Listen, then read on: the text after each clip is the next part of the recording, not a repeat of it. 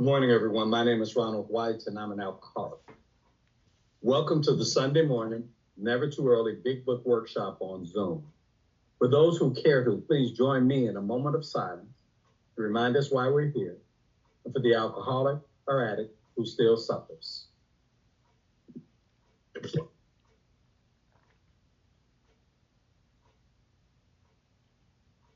Would you please join me in the serenity prayer? God, grant me the serenity to accept the things I cannot change, the courage to change the things that I can, and the wisdom to know the difference. Amen. This is the foreword as it appeared in the first printing of the first edition of the Big Book in 1939. We of Alcoholics Anonymous are more than 100 men and women who have recovered from a seemingly hopeless state of mind and body. To show other alcoholics precisely how we have recovered is the main purpose of this book. For them, we hope these pages will prove so convincing that no further authentication will be necessary. We think this account of our experiences will help everyone to better understand the alcoholic. Many do not comprehend that the alcoholic is a very sick person. And besides, we are sure that our way of living has its advantages for all. Now, it is the purpose of this workshop to experience the recovery process as outlined in the Big Book of Alcoholics Anonymous, either for the first time or again, so we may better carry out and understand our primary purpose, to stay sober and carry the message to the still suffering alcoholic or addict. Now, we do this as the Big Book suggests as a group in a 1.5-hour meeting, which includes a 15-minute group conference. We have a different reader each week whose responsibility is to keep us on track with what is being read. The reader will pause at each paragraph for comments, questions, problems, and experiences with what was just read. Now, we're here to talk about recovery only and go through the 12-step process as outlined in the Big Book of Alcoholics Anonymous. Now, this is not an emotional or an intellectual exercise. This is a spiritual exercise so that we all can recover and experience that recovery process as we read it together. Crosstalk is allowed in a loving and supportive manner.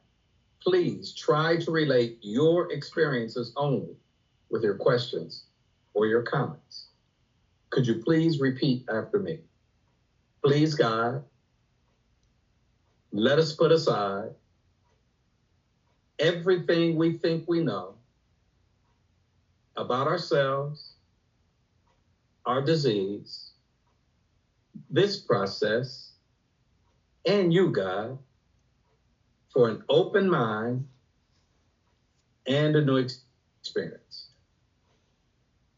Amen. Good morning, everybody. My name is Ralph White. I am an alcoholic. Welcome again to the Never Too Early Big Book Workshop. If this is your first or second time with us, we really want to extend a warm welcome, encourage you to take this ride with us through the process of these steps as we go through them together. And we are overjoyed that you decided to take this ride with us. If you're celebrating a birthday, yearly milestones only, put it in the chat and we'll be glad to celebrate your birthday with you at the end of the meeting. We are in the chapter, The Doctor's Opinion, and that is, I think we're on page XXIX, Roman numeral 29. And if I'm not mistaken, Ron, are we on the first full paragraph on the other hand, or are we on Men Have Cried Out to Me? Men Have Cried Out. Okay, so we are in the middle of the page, XXIX, Roman numeral 29. Men have cried out to me. And again, for those who are still getting used to us, we share on the paragraph that was read or the preceding paragraph. We keep our sharing focused on that, and we try to get in and out so as many people as possible can share. And Reader, take it away. Good morning, Kim, grateful recovered alcoholic. Men have cried out to me in sincere and despairing appeal. Doctor, I cannot go on like this. I have everything to live for. I must stop, but I cannot. You must help me. Faced with this problem, if a doctor is honest with himself, he must sometimes feel his own inadequacy. Although he gives all that is in him, it is often not enough. One feels that something more than human power is needed to produce the essential psychic change. Though the aggregate of recoveries resulting from a psychiatric effort is considerable, we physicians must admit we have made little impression upon the problem as a whole. Many types do not respond to the ordinary psychological approach.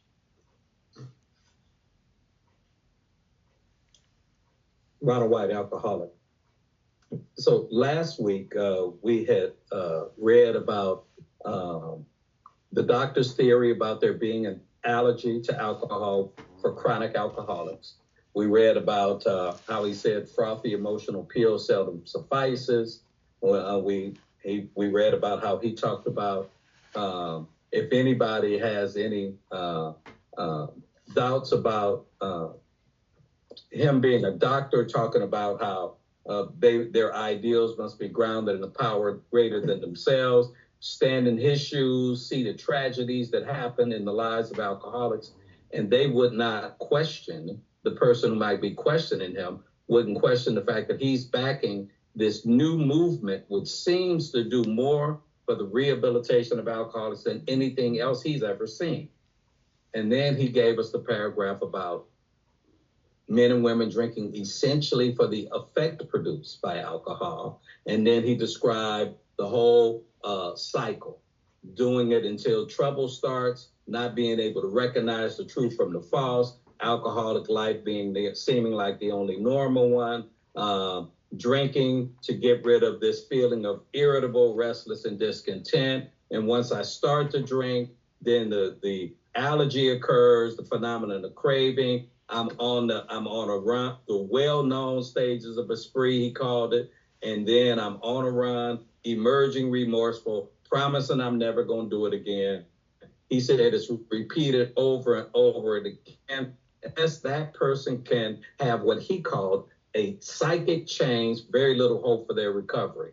And the last paragraph we read last week said, but on the other hand, if the person who seemed so doomed did have a psychic change, that they seemed to, and had so many problems, they thought they'd never be able to get over, said that person seems to be easily able to control their desire for alcohol.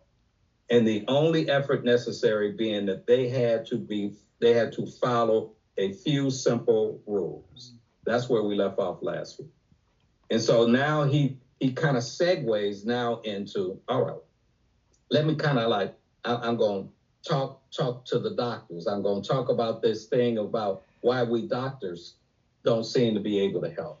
And he says that when people come to the doctor, has come to him, he said, I often have to feel inadequate when I can't help, when they ask for help, but there's certain alcoholics I don't seem to be able to reach. I don't seem to be able to help. And then he goes a little bit, I don't want to say off the rails, but he goes non-doctor, it seems like almost in his thought. He says, I think that something more than human power, bullshit, something more than human power is needed to produce the essential psychic change.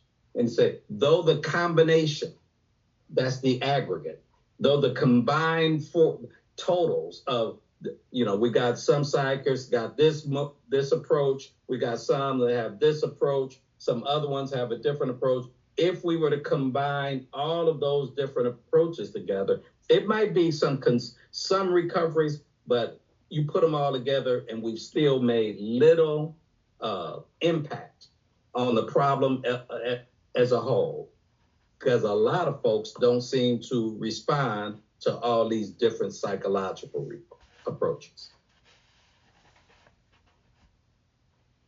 Andy?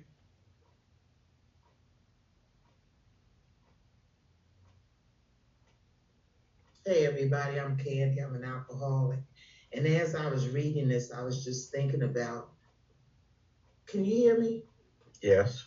I was just thinking about, I started seeing a therapist when I was 19 years old. You know, I knew there was something going on with me, but I just did not know what that thing was. And when you do the intake, you know, and they ask you how much you drink, well, you know, that was just non-important paperwork. So I just, you know, like I have a drink, a beer here or there or whatever. But my job was to get high. You know, that was my job, to get high. But nowhere did I put that down, and at no time did they ask. Nobody dove into my drinking or how much I drank or none of that. And so it wasn't, I mean, truly, this thing is so cunning, baffling, and powerful. The idea that alcohol could be the problem, it never came to my mind. It really didn't. It never came to my mind. And they did not know enough about the illness to search any deeper. So, thanks. Okay, and before we move further with that, we got a place a little bit later on where we're going to talk about psychiatrists have found us unapproachable. That's not this paragraph. So if you guys are getting ready to go there, Candy went there for you, but you're not going to get to. Right now, we are talking about the doctor, and the doctor talking about what doctors are experiencing. Okay? Giselle?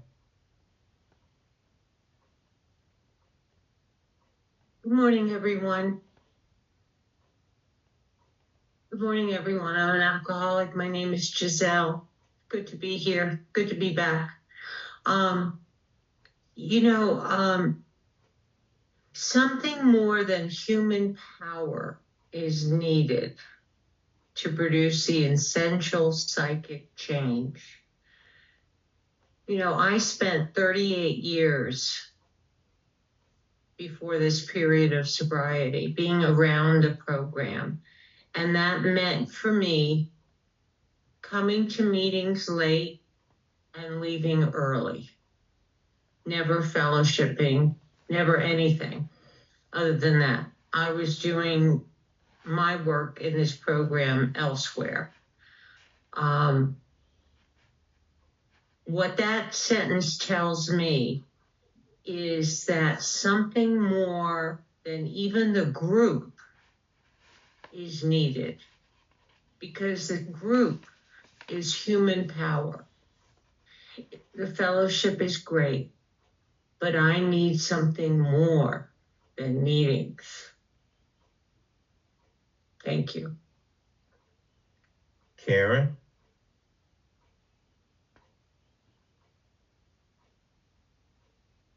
We're going to take Gary after this. Chris barely got in because this paragraph is really kind of narrow. I'm going to share. And Chris is going to be the last hand we take on this paragraph. Come on, Karen. Thank you. Hi, family. I'm Karen. I'm a sober alcoholic. So that in the paragraph before where it says, I must stop, but I cannot. So in the medical field, working a lot with professionals, even though today we educate them, they don't really get the part about more than a human power is needed. Thank God that it's written here that more than a human power is needed, because that's what was needed for me. I've tried all the rest. Thank you. Gary? Good morning. My name is Gary, and I'm an alcoholic. Just real quick, where is it at? If a doctor is honest, if a doctor is honest with himself, he must sometimes feel his own inadequacies, and it sounds like that even the doctor has to admit defeat with us, right? If they're honest with this, so there's nothing that they can do, and then I go down to the bottom and go, many types do not respond to the ordinary psychological approach. That's me. I mean, medication, therapy, I tried everything, right? I tried everything. And I remember the doctor screaming and hollering at me, take this medication or you're going to get depressed again and use. I'm like going, but I'm using on top of the medication. You know what I'm saying? For some reason, yeah, I get that.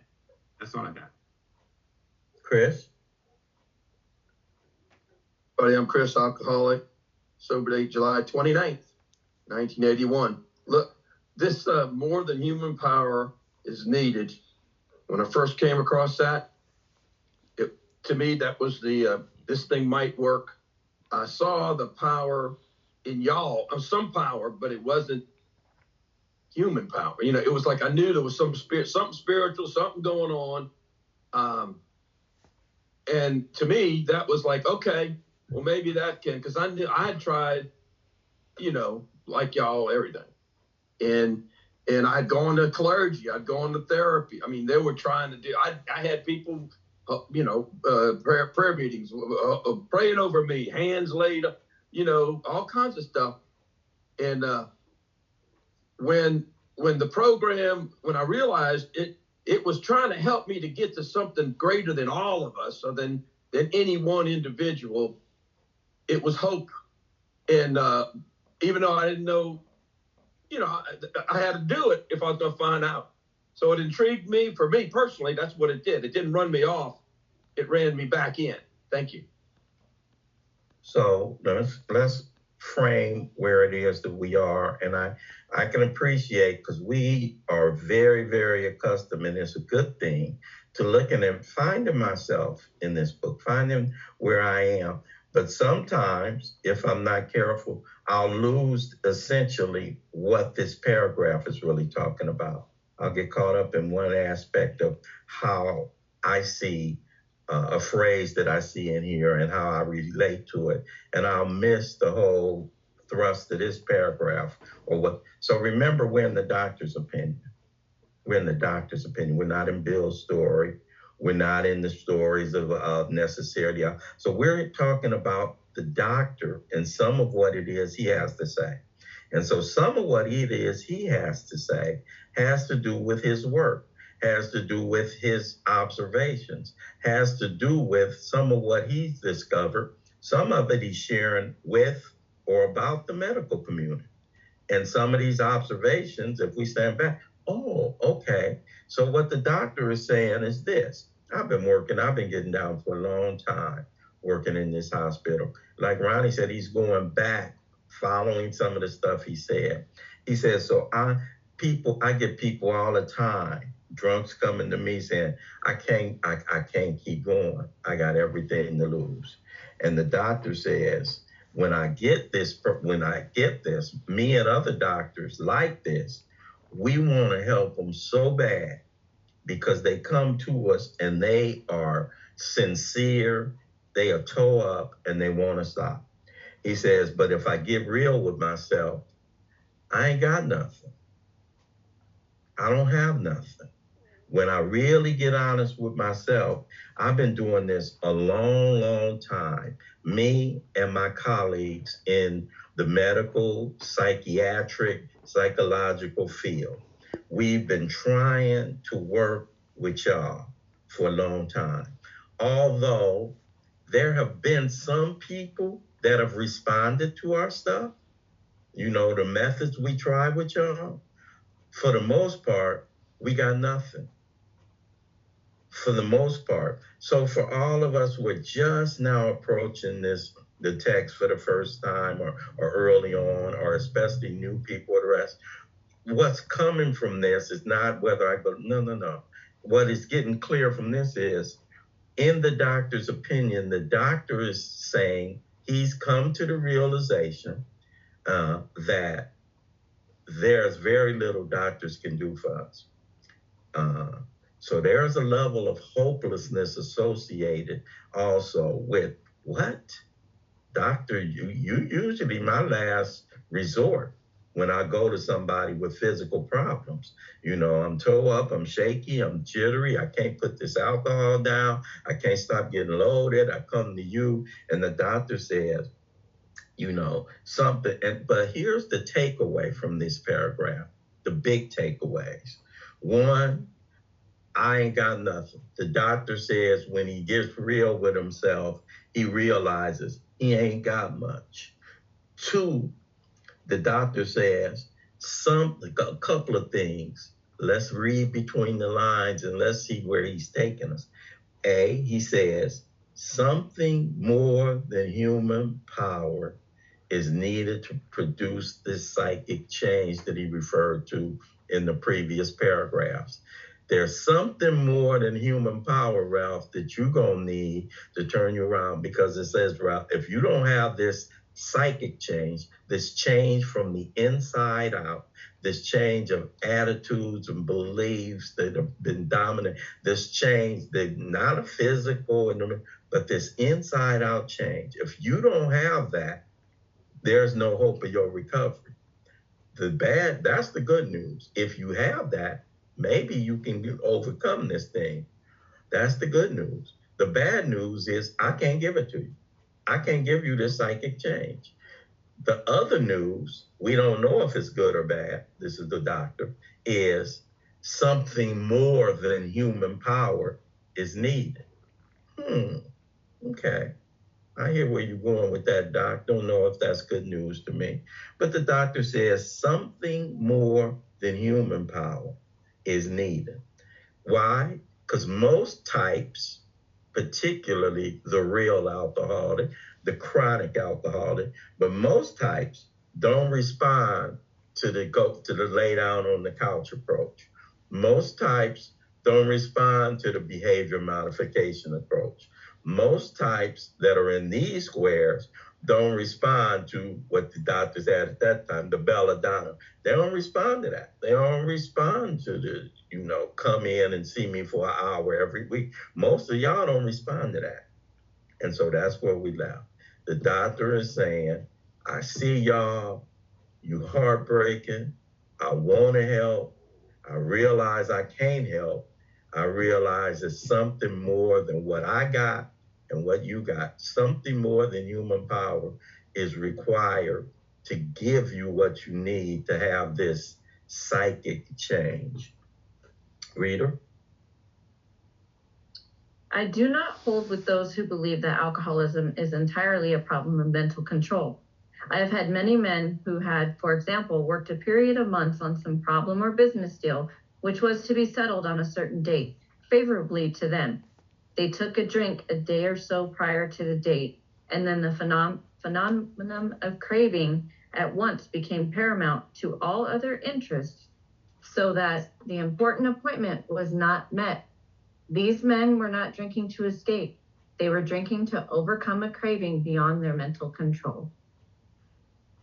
See, I like this example that the doctor, because he's going back now to the allergy theory. He wants to double down on that because he knows that focusing on this psychological stuff is that's one aspect. But if we ignore the physical thing, I'll think that we can, go over our traumas and we can go over our triggers and we can get to our inner child and we can do all that. And then I'll be able to drink like a general.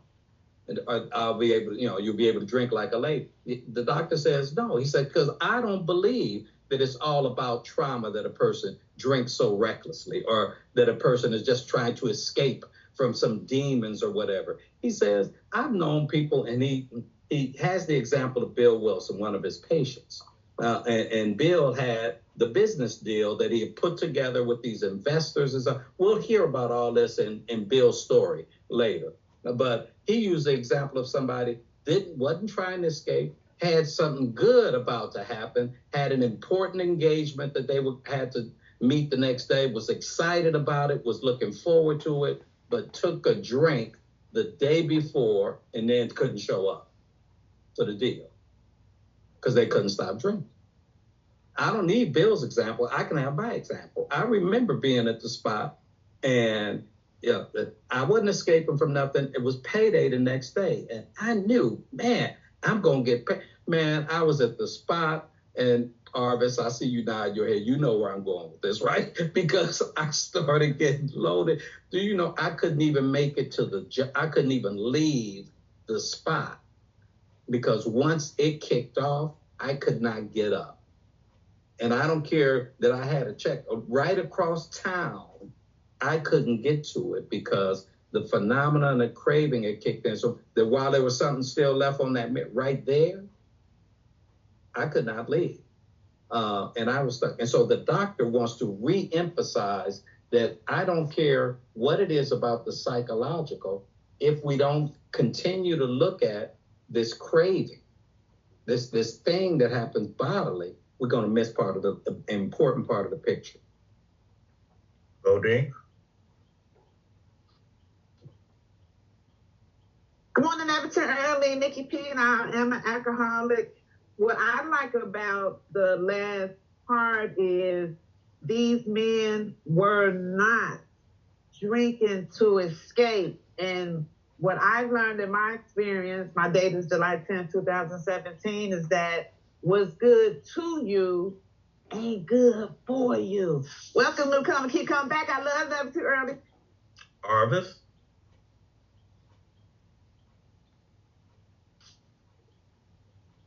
Okay, can you hear me?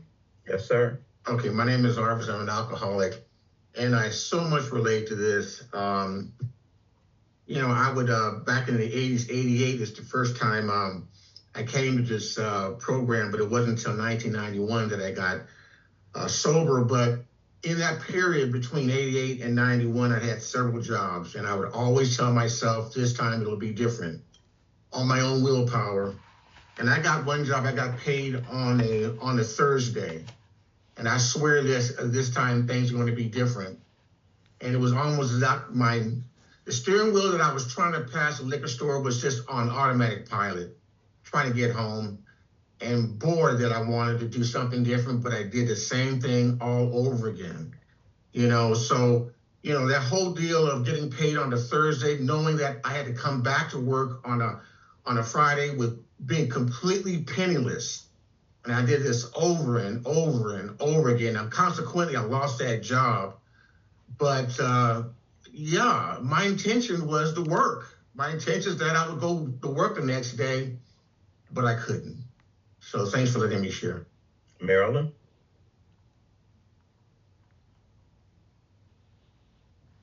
Good morning, family. My name is Marilyn, alcoholic. Please excuse the camera. I had this experience prior to coming to Alcoholics Anonymous and didn't know what it meant, but I had been applying for this job with the government and had tested for the job, but I never got through the interview for years, okay? And finally, I got an offer letter. My start date was Monday. I was really excited because I had planned my future around this job. And got a bottle of Dom, went by my cousin's house just to celebrate. And I ended up, that was Friday, and I ended up not being able to get to work on Monday. I could not stop drinking. And she kept saying, Marilyn, you got to get showered and get out of here. You got to go to work. She didn't understand, and I didn't understand why I could not leave her house and get to that job that I so desperately wanted and needed. It wasn't until I got here that you all told me it was phenomenon and craving. I didn't have a chance. Thank you. Thank you, Marilyn. Mary Ann?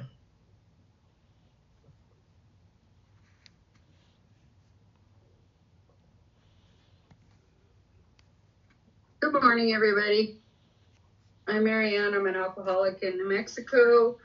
Grateful to be here. And this particular part in the doctor's opinion has been so important to me. I share it with newcomers. It's one of the parts where it's like we really got to set this in our minds. It's like it's not a moral. It's not my control. It is physical. Well, it's got the mental and the physical, as it says here, but it starts going into that phenomenon of craving. I've seen it happen. I'm very fearful of it happening. One time I was in Wisconsin, which they have bars everywhere, bars, restaurants, and I was just getting a coffee. And I told them specifically, no alcohol, but you put alcohol in it. I don't know, I had about 20 years in recovery. And, this is so ingrained in my mind that I was, I had to be hyper vigilant after that alcohol went into me because I truly believe it will trigger me. I've got like 35 and a half years now, and I still believe that 100% today. And so this particular paragraph about the mental and then going into the physical is so important to me. Thank you. Angel?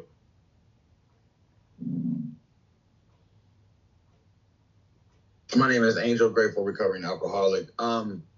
Yeah, just being new to the rooms and reading this book for the first time reassures me that when my son died a couple of years ago and I had the task of flying back up to Sacramento to plan his funeral, I swear I had great intentions. I had good intentions, you know. And when I got off the plane, I ended up taking that first hit and missing the funeral. And missing the car wash and missing the funeral, missing the wake. And everybody asked me, like, how could you do this? Why did you do this? You know, you had one task to help bury your son. And I couldn't answer them. I thought I was a bad father. I thought that I didn't love my son. You know, I suffered from depression from that. I thought how could you do this, Angel? Do you not really love your kids? How could you, like, you know, miss your own son's funeral? You're supposed to be there for your son. How'd you do this? What happened? And, you know, learning about this allergy and reading the doctor's opinion and sitting here with you guys and hearing the testimonies, man, really lets me know about the allergy and how it could take full effect on a person. So thank you. Thank you, Angel. That you are in the paragraph. That is exactly it. Took the first one and missed the important engagement. Nerve's the last hand we're going to take. David? David, alcoholic. I was relating this to my marriage, my wife. I had a certain date with her, would have a favorable outcome, and I drank and came home late, drunk. She was offering love and everything like that, and I was looking forward to it, and this drink just took me somewhere else. Thank you. Ronald?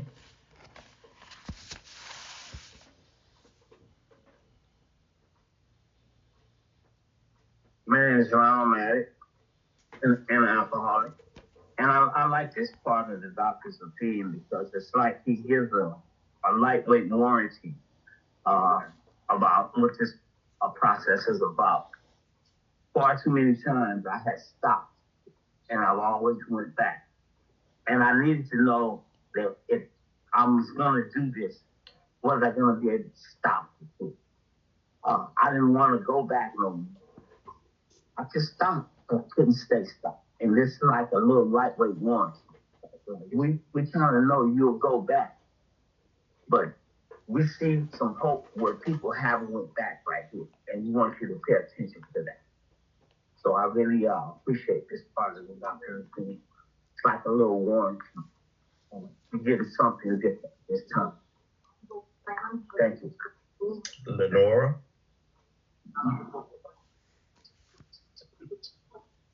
Early family. My name is Lenora. I'm a grateful recovered alcoholic and addict. And I came into the fellowship not knowing anything about the doctor's opinion until I was told to do the work. I remember, which is part of my story, is when I went and got a 64-ounce Ode to English and had took my daughter, who was 9, almost 10 years old, somewhere in that area.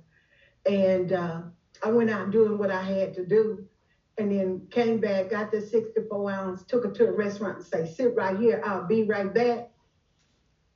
And then went across the street to the dope house. Guess what? I didn't come back. I always thought after the fact that the money was gone and the dope was too, and alcohol. How could this happen to me? How could this happen to me? To leave my baby. She my baby because she was my baby. She is the last child I had. But a year ago, that baby had my stillborn grandson inside of her. And I had to go to Houston to be with her. And all I could think about was, if I take a drink, this is what I learned. If I take a drink, I'm gonna go get some dope. I'm gonna sell everything I got or whatever, and I'm going to get some dope. And I'm not gonna be present. But during this ordeal, I was present. I was present. And then I thought about, she's 41 now, and she was 10 then. But I'm grateful for this fellowship and this program because it taught me some things. So now when people offer me a drink or think I want a drink, when they can think whatever they want, I tell them, I have too much to lose. I'm grateful for this fellowship and I'm grateful for this program because this doctor's opinion taught me a different opinion about myself. With that being said, I'm done. Nur? Hi, I'm Nur, grateful recovering alcoholic, and thank you for your service. I am a clear case of a person, an alcoholic, whose psychiatry and psychology has not worked. And it's the previous paragraph, but still, I'm just going to link it. It's just amazing that normally doctors are known as very arrogant in Europe, and I don't know how it is in the United States, but this guy is amazingly humble when he talks about all this stuff, and because he basically put his life into this alcoholic work, and he just kind of says that we fail, and I don't know, I just find that amazingly powerful. And since the age of 21, and I'm 51, so it's been 30 years, I have never stopped having a psychiatrist and a psychologist. And until the moment that I learned that this was a phenomenon of craving, and it's not the fact of going and taking the first drink, because I could stay stopped for months. But it was really what happened after I took the drink, and that it's a physical allergy. But this is what I learned in AA. So that's when the recovery from alcoholism started. So I'm a clear case where psychiatry and psychology and medication and everything by itself, I'm not saying it doesn't work, but by itself did not work. And today I still have them, but I do have AA, and I have to say I owe my abstinence mainly to AA. So thank you.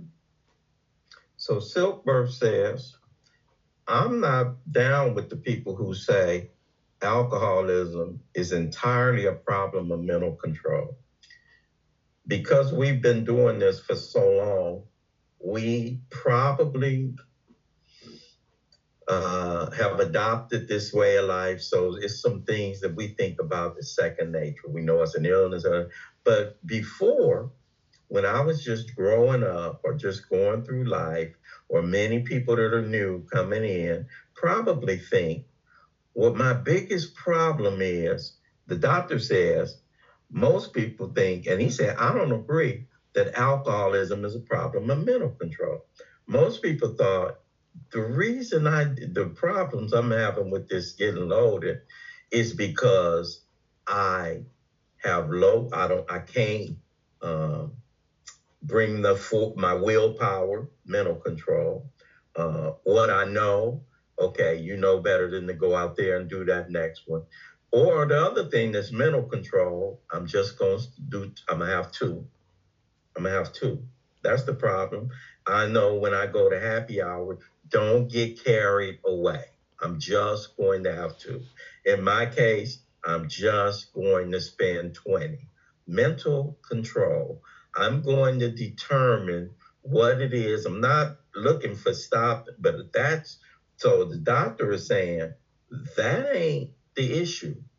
That ain't the only issue. It ain't just a problem that Ralph don't have mental control. He can't tell himself, I'm not going to do it. So later we're going to talk about the second part, the obsession that makes me keep coming back. But the doctor is talking about right now, apart from anything that goes on mentally, we don't care what he say. And that's true right now, 30-something plus years sober, that if he put one in him, all of the mental stuff he was doing is out the window.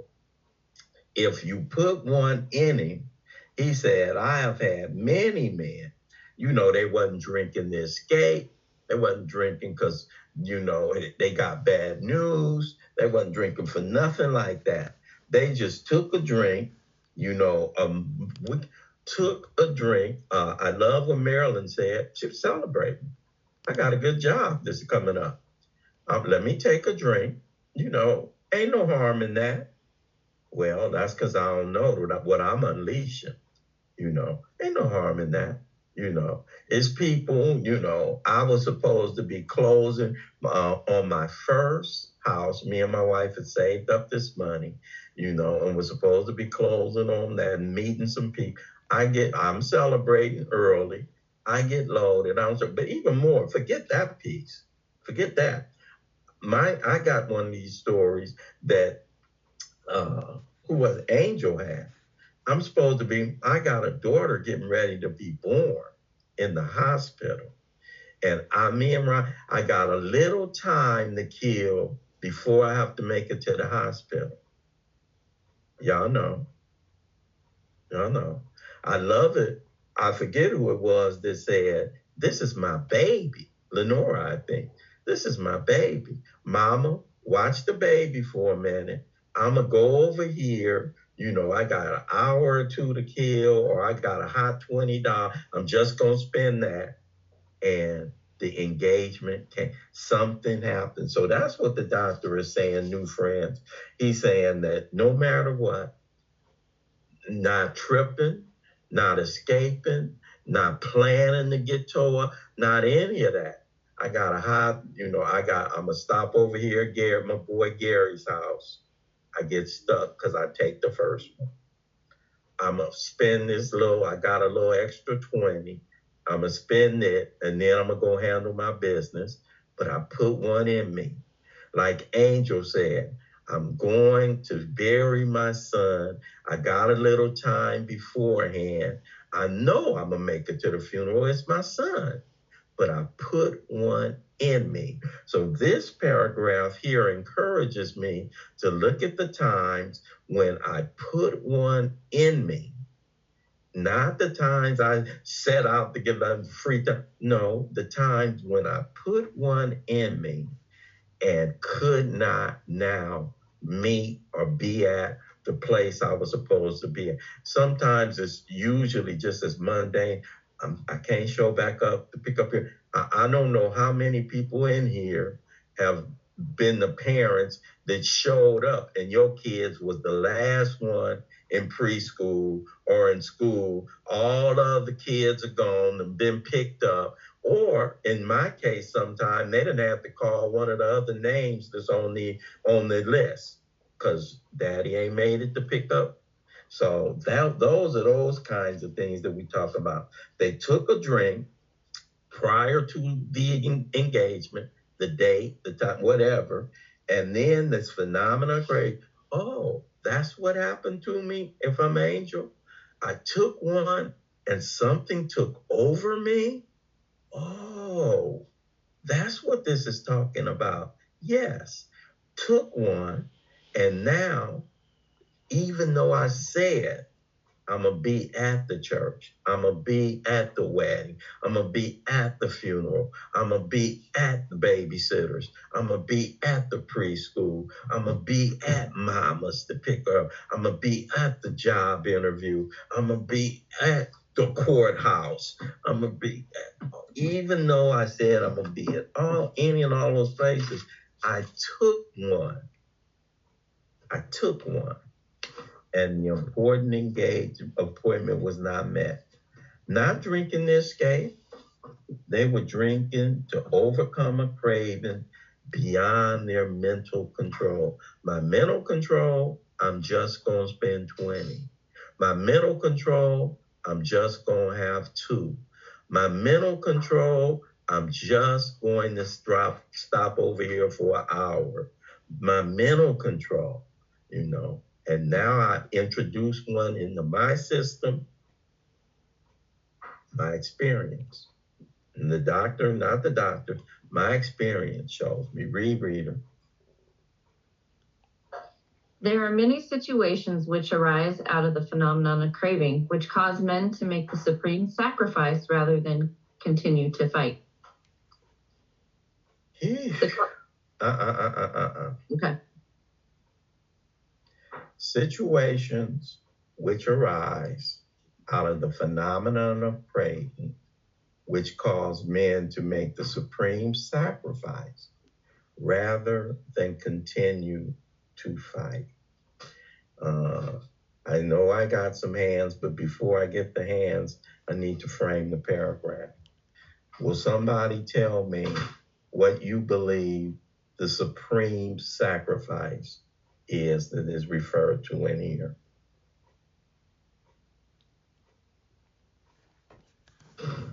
So I got a lot of hands, and some of them were up already. I want to know who's going to help me with what you think is meant by men making the supreme sacrifice rather than continue to fight.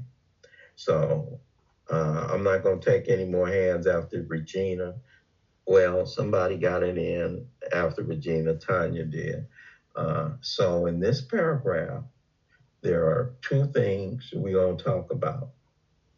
And we ain't going to go all over the map because we got a lot of hands. And I don't want to hear your whole recovery experience. We're going to speak specifically because this is critical, this piece we're talking about right now. And we can do a real good service to a lot of people who are seeing themselves. They don't know they're seeing themselves right now. But everybody that's in one of these squares, especially our new friends, this is your paragraph. Situations which arise out of the phenomenon of craving. What does that mean? Things that happen after I put one in me. Okay, things that happen after I put one in me that cause a lot of people to make the supreme sacrifice. Take their life, give up their kid, give up on, that cause them to make the supreme sacrifice rather than continue to fight. Holler at me about some of the things that happen after I start the cycle. I don't want to know about before I started. I don't want to know about I told myself I want. After I put one in me, this is the piece we're talking about right now. The physical allergy, which I can't do nothing about. Okay, Derek. Derek Alcoholic, what up, my people? What up, y'all? Y5. The supreme sacrifice of suicide. Or I could look at the supreme sacrifice as, doing the work that is required to recover from alcoholism, No, you can't look at it like that one. Why can't you look at it like that one, Derek? Because this one says these are situations that come out of the phenomenon of craving, which make men make the supreme sacrifice rather than continue to fight. This is the give up. But anyway, thank you, Pamela. Good morning, never too early. I'm Pamela and I'm an alcoholic. And you remember Nita? Me and Nita was my sponsor at the time. We would have this argument because I would say, it's the suicide. And she'd say, no, it's the ethics, and it's both. And I think for me, the thing that was so imperative about me having a bottle that last day, I remember my thumb burnt up, my lip burnt up, money gone, fingers black, and me saying, I can't do this no more. And there was no way for me to stop, so I was going to jump out the window. And only reason I didn't, it was only 3 floors up. I was out, I just couldn't. So the supreme sacrifice for me, when my first go round where I stayed for almost a long time, but anyway, was that I couldn't, I had to exit stage left. And then on June 15th, 2016, the supreme sacrifice for me was I had the efforts. F this job, F this nigga, F this man, F everything. I'm just gonna go ham. And those were the supreme sacrifices for me till I found y'all. So thank you for letting me share. Reggie? Reggie White alcoholic in 1984. Had a great brand new apartment, had a nice job, and I go after work, walk right down the street, 1 block after work, the Red Onion on Wilshire, and right off Normandy. And I went to the bank next door to that. I got my money out the bank. And then I said, let me stop in here and have just a couple of drinks and eat from their buffet, because that's what they do at happy hour every day. I have that couple of drinks. I have a drink. Let's see, what I was supposed to do, if I hadn't made it home with that money to pay the rent that day, they were going to evict us, right? Because I hadn't paid the rent, or I paid the initial rent to get in the apartment. I hadn't paid no rent since then, but the landlord made an agreement. They said, okay, you'll come with half of it this week when you get paid, and then in 2 weeks you'll pay the rest of it and be caught up and everything will be fine. And I just moved in and I hadn't paid nothing but first and last. And I said, I'm going to go straight and pay the rent. But I stopped to have that drink. And when I had that drink, all of a sudden, I couldn't get up from the bar. I was stuck at the bar. And then next thing I know, I'm drinking and having several drinks. And next thing I know, I'm leaving with this girl who said yes. I go to her apartment and I'm smoking. And I never went back to that apartment again. And that girlfriend that I had in that apartment, I don't know whatever happened to her. I never went back to that job, which was 1 block up the street, because she knew where that job was. So I gave up the apartment. I gave up the job. I moved back in my mom's house. I made the supreme sacrifice, because when I took a drink, I didn't know it. I had absolutely no idea that it was the first one. I thought as long as I don't get carried away and take too many drinks or go smoke, that I'll be okay. I didn't know I didn't have any choice. Took the first one and all the other stuff's gone. Victor?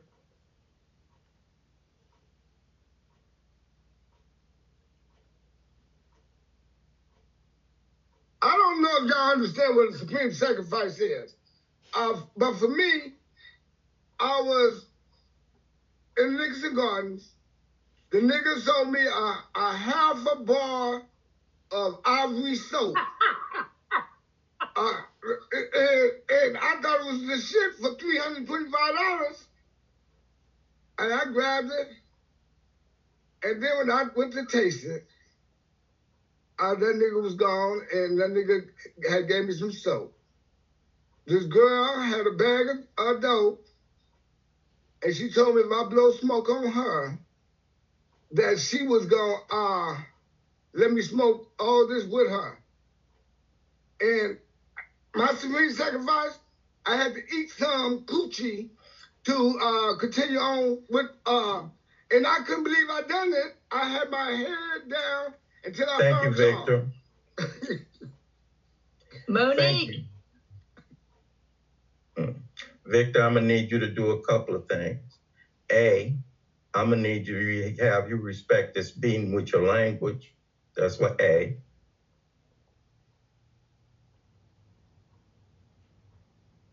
And B, stop playing. All right, Mike. Mike Alcoholic, good morning. Yeah, you know, that wording supreme sacrifice, to me, that always implies, giving up your life. And to put a face on this, as it relates to it, says, how does the phenomenon of craving lead to that supreme sacrifice? And I know now what it is, but then I did not know. And I remember driving back. I live up in Utah. I hit southern Utah, and I got about a 6-hour drive to get back to Salt Lake City. And I got a bottle of Canadian Club, but I decided, well, I'll just have one and drink this kind of boring ass drive across the desert. So I have that one drink, then about, I don't know, a little bit longer, I better have another one. Well, I polish off that fifth Canadian Club while I'm driving. Okay, that's that's a risk to my life and everybody else's life. And then I can't even make it back home. I have to pull over. And I don't know if any of you felt this, but, you know, I would mix tranquilizers with the booze. And I would do that, and I would feel myself going out. I would feel that blackness coming over me, that void of nothingness. And I wouldn't give a shit. You know, I welcomed it. That's the drinking leading to just not caring if you live or die. And I had a couple friends die just like that. So, thanks. Jacqueline?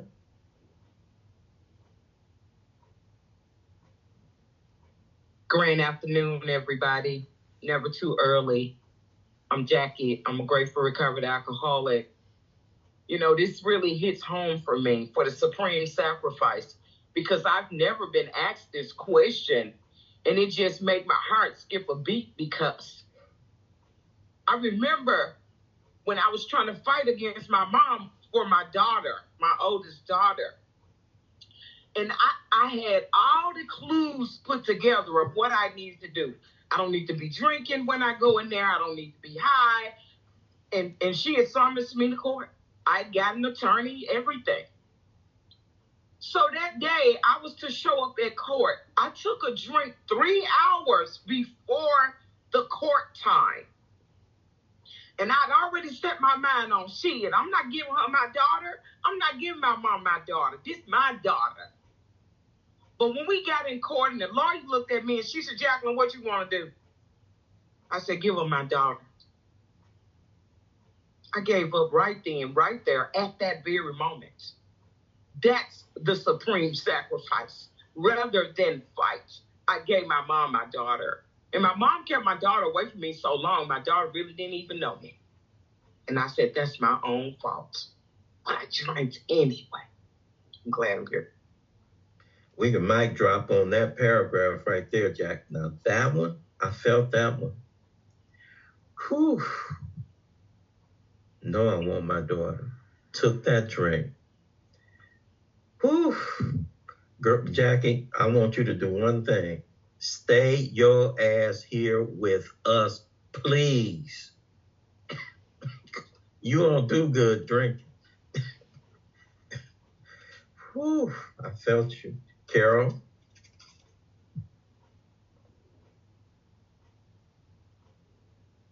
Good morning, Carol, alcoholic. For me, what that looked like was not having a drop of alcohol in my body for 19 years, going to a couple of meetings here and there, hearing a lot of things that were not in the doctor's opinion, that was not in the big book, getting miserable, trying on my own power to feel better through therapy or other things that don't work, finding myself one day in my garage in an altered state of mind, stone cold sober, with a rope around my neck, standing on a ladder, and the rope was over a rafter, and I'm getting ready to kick the ladder out, and I'm just saying, I'm so tired.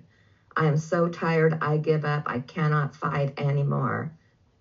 And that even came to me again during the pandemic before I found this group and the Bronx Big Book Study, is like, without hearing the real solution of Alcoholics Anonymous and the doctor's opinion, it's like, what's the point of living? I give up. I'm tired. I might as well kill myself. So that's what it looks like for me. We're not going to take any more hands after sharing. And again, we're going to read through the book. There are some other things that are going to speak to this spiritual condition. This part we're talking about here specifically is talking about when I put one in me and I start something that is beyond me. And the reason this part is so important is it's foundational. It is where we get the don't take the first one from. This one is specifically addressing this physical illness. We got other stuff going on too. And, you know, some of you guys just alluded to that. We'll talk about that in other parts of the book. But what we're talking about right now is this physical part. I'm gonna put Ronnie and T on the back. Sherry, we never get to hear from you. Come on. I really want to hear from you. I miss you. The supreme sacrifice for me. Can you hear me? Yes. The supreme sacrifice for me was trying to have my baby sober.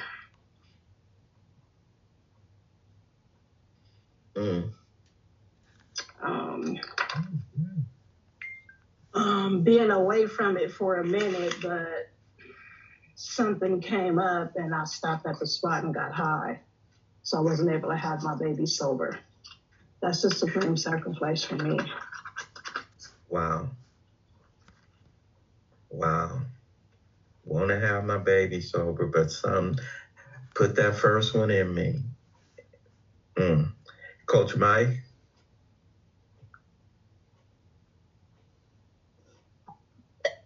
Yeah, definitely, Coach Michael, alcoholic. Thank you. Supreme sacrifice for me was sitting at my government job for about 20 years, getting a letter saying that they were going to drug test me on a certain day, giving me the heads up, putting the drink down at 6 a.m. that morning in the drug test. Thank you. Come on, T.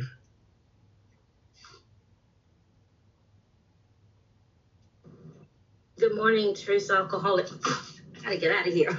I was like, Ralph, don't save me for later. I gotta check out. I got too many examples. But to summarize all those examples is what this is telling me.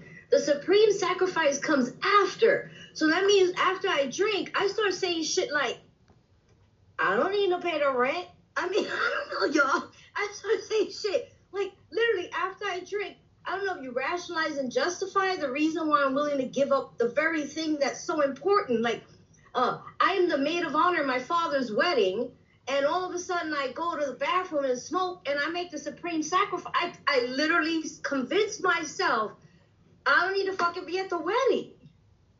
I think that's what it's talking about. That drink takes me, but it's not like I'm smoking. I don't know. I was just realizing how it switches my entire priority. Supreme is order of things. Sacrifice is giving up of it. So I change the order of importance. It was important for me to pay the rent, pay my bills, go to work, be available. And then all of a sudden, once I put it in my body, I change the order of importance. And it convinces me that those things aren't that important, but yet they really, really are. So anyway, I gotta go. That's so wild. That's fucking scary, you guys. That's scary. Okay, thank you. Ronnie? All right, Ron White, alcoholic. So thank you, Teresa, for putting this so out. So most of you guys have heard, or a lot of you guys at least have heard about our mother, and how important our mother is in our lives and stuff, right? Mama raised us all by herself. I respect her more than anybody. I love my mother more than life, more than anybody in my life. Yet, when I took a drink, when I took a hit, my mother had gotten a job with Prudential Insurance Company after putting herself through school and doing all that. And after working for, everybody loves my mother. They loved her at Prudential. They gave her a gold watch because of how much they loved her. I found myself in my mother's bedroom stealing that watch after I got sparked. Now, that might not seem like a big deal to nobody else. I love my mother more than anything. I know what that watch meant to her. I knew what it represented to her. The next hit was more important to me than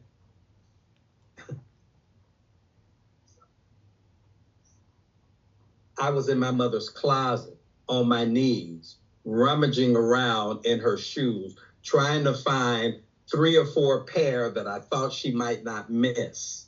Now I know what shoes mean to what, right? You know, like she wouldn't miss her shoes, right? But I'm on my knees rummaging in her closet, See, I know the phenomenon of craving is not a theoretical. This paragraph that we're reading right now about the supreme sacrifice, all I need to know is think of the thing that's most important to me in life and think about what that meant to me compared to the next hit. The next hit became more important to me than my mother. I can't think of anything that I sacrificed more than that. Charlotte, I'm gonna let you come on and jump on in here. Come on. I saw you. Come on.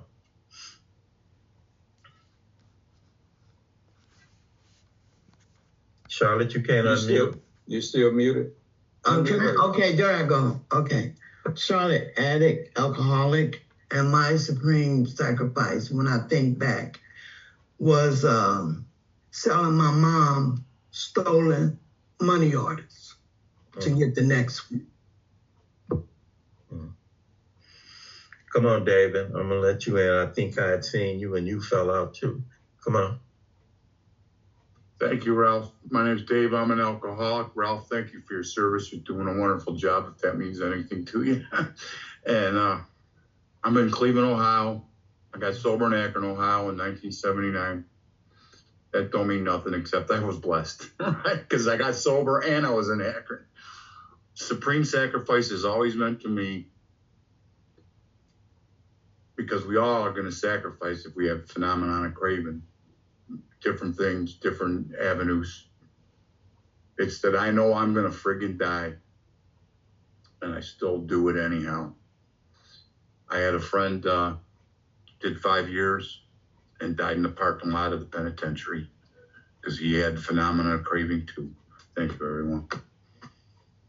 So, and I know there were a couple of people that were going the other way. I didn't intend to cut off, especially you, Derek, but the point in this paragraph that we really are trying to get, it was so important. And remember, the doctor's opinion is foundational. And the foundation I'm really setting is, Ralph, 37 plus years sober, you still have an allergy. That is something, ladies and gentlemen, that's why we're not going to talk about, the stuff. There is nothing we do that gets rid of the allergy. Nothing that we're going to read in this book is going to get rid of the allergy. None of the steps that we're going to take are going to get rid of the allergy. Nothing. There is nothing that is going to. So if you're sitting here and you knew and you're wondering, you just heard David talk about coming in 70. If I've been here that long, am I now going to be restored to where I can take what? No. The allergy, which is what we're talking about now, that is the one that Ralph will never have it. When I put one in me, if I've been around here all these many years and I go out and I go to my daughter's wedding or it's a baby shower coming up and they're drinking, and if I decide that looks good, that will be, and a lot of people made the supreme, and that will be, wow. My body is going to take over. And so I love it. The supreme sacrifice clearly is taking your life. But we've heard people talk about the supreme sacrifice that meant something to them. Reggie talked about losing, took a drink, lost apartment, job, girlfriend, bam. Rather than, we really heard, I forget who was the type that was so eloquent, going to fight for her baby, literally at a custody hearing, literally knowing this is my baby. But the problem is I got some time before the hearing. That's the problem. Let me stop off over here at my girl's house and get 4 to 5 and just have one so I can show just how many of us have started just have one. Stop off over here at my boy's house to just have one. And then what has my experience told me?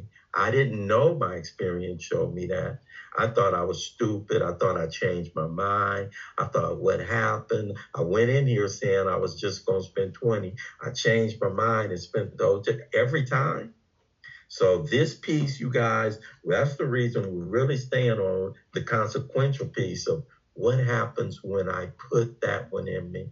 And it says many people, situations that arise out of the phenomenon of craving. Oh my God. And we've heard a lot of the situations that come out of taking that first one. Know that my baby is getting ready to be born. Sit at the house with Ronnie. I got time to get up here. Situation, I take one, and here's a situation that arose out of that phenomenon of craving. Can't move. Now don't want to live with myself. Don't want to face myself. Same thing at Granddaddy's funeral. Again, the culprit, my co-defendant, Ronnie, took one. We gone. We ain't at the funeral. My granddaddy, my guy. Don't, and supreme sacrifice. Sometimes supreme sacrifice. Don't want to show up around the family no more. I'm just going, I gotta absent myself. Love my family. Love my family. A lot of us have walked away from jobs, sat up here, took one. They said you on probation, don't come. I just don't even go back. I can't even look at it. Okay, I'm not even going, just, So, supreme sacrifice. Wow. Go on and read the next paragraph, Rita. The classification of alcoholics seems most difficult, and in much detail is outside the scope of this book. There are, of course, the psychopaths who are emotionally unstable. We are all familiar with this type. They are always going on the wagon for keeps. They are over-remorseful and make many resolutions, but never a decision. Probably shouldn't have started down this road because there's a lot to take in, because we're going to read about all the classifications of alcoholic, and then we'll just take it up. Read the next paragraph for me. We'll take it up when we come. Okay. There is the type of man who is unwilling to admit that he cannot take a drink. He plans various ways of drinking. He changes his brand or his environment. There's the type who always believes that after being entirely free from alcohol for a period of time, he can take a drink without danger. There's the manic depressive type who is perhaps the least understood by his friends and about whom a whole chapter could be written. And then finish with the next type. Then there are types entirely normal in every respect except in the effect alcohol has upon them. They are often able, intelligent, friendly people. Now, it's 440 people sitting on here. About 430 going to raise their hand for that last paragraph. Unfortunately, those of you who have sponsors, mates, spouses, kids will say, your ass is in that first one. You are a psychopath, sir. Classification seems most difficult and is outside the scope of this book.